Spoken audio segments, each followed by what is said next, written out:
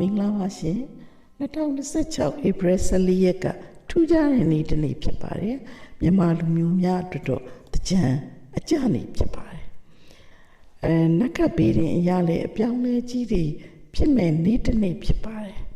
ဒီနေ့မှာဘာတွေဖြစ်နိုင်လဲဆိုရင်တော့လူမှုဆက်ဆံရေးမှာအငင်းပွားမှုတွေဖြစ်နိုင်ပါတယ်သဘောထားကွဲလွဲမှုတွေရန်ဖြစ်တာတို့အဲ့ဒါမျိုးတွေဖြစ်နိုင်ပါတယ်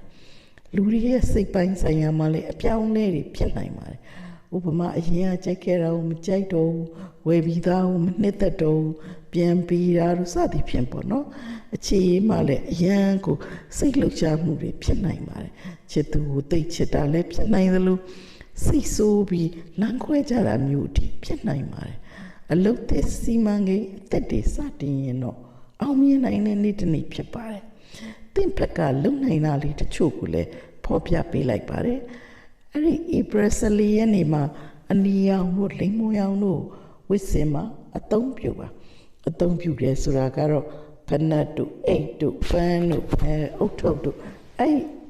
တခုခုမှာပေါ့နော်အနီရောင်ဒါမှမဟုတ်လိမ္မော်ရောင်ပေါင်းလို့ဝစ်စင်အသုံးပြုကြည့်ပါဆုံးဖြတ်ချက်တွေမချခင်မှာလဲတိတ်တိတ်ချာချာစဉ်းစားပါ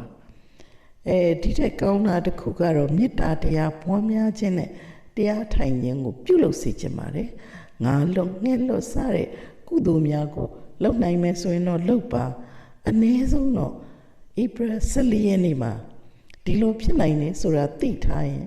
တတိနဲ့ဆင်ခြင်ပြီးနေပါဒါဆိုရင်တော့အထက်ကပြောခဲ့တဲ့မကောင်းတာတွေဖြစ်မှာမဟုတ်တော့ပါဘူးအားလုံးပဲအဆင်ပြေကြပါစေကျေးဇူးတင်ပါတယ်ရှင်